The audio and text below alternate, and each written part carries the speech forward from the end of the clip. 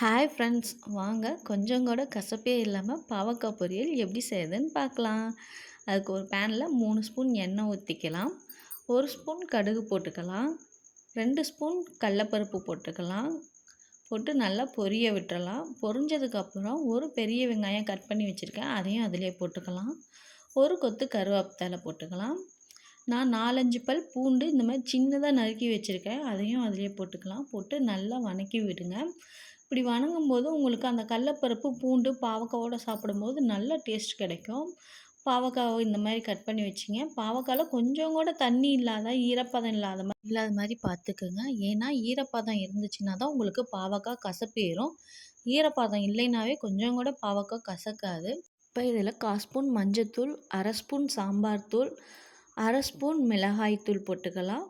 தேவையான அளவு உப்பு போட்டுக்கலாம். நான் 1/2 ஸ்பூன் உப்பு போட்டுக்கிறேன். உங்கள் தேவைக்கேற்ப நீங்கள் போட்டுக்கோங்க. போட்டு நல்லா கிளறி விடுங்க. இது நீங்கள் சிம்மில் வச்சு நல்லா கிளறணும். இப்போ பாவக்காய்லேருந்து உங்களுக்கு பார்க்கும்போதே எண்ணெய் தெரிஞ்சு வரணும். அந்தளவுக்கு நல்லா கிளறி விட்டுருங்க. கிளறதுக்கப்புறம் நீங்கள் மூடி போட்டு ஒரு 10 நிமிஷம் மூடி வச்சு சிம்லேயே வச்சு வேக வைங்க. அப்பப்போ இந்த மாதிரி நடுவில் எடுத்து கிளறி விட்டுங்க. ஏன்னா கீழே அடிப்பிடிக்க வாய்ப்பு இருக்குது. அதனால் கிளறி விட்டு மூடி வச்சுருங்க. 10 நிமிஷத்தில் நடுவில் இந்த மாதிரி அப்பப்போ செஞ்சு செய்யுங்க. இதில் தண்ணி விடாது. தண்ணி விட்டால் தான் உங்களுக்கு பாவக்காய் கசப்பேறும். இந்த மாதிரி எண்ணெய் வந்ததுக்கப்புறம் நீங்கள் மூடி போட்டு வேக வைக்கும்போது உங்களுக்கு கொஞ்சம் கூட தண்ணி விடாது. அதனால் பாவக்காவும் உங்களுக்கு கசக்காது. டேஸ்ட்டும் நல்லாயிருக்கும். இப்போ 10 நிமிஷம் ஆயிடுச்சு. இப்போ இது உங்களுக்கு பார்க்கும்போதே தெரியும் பாவக்காய் நல்லா வெந்து வந்திருக்கிறது.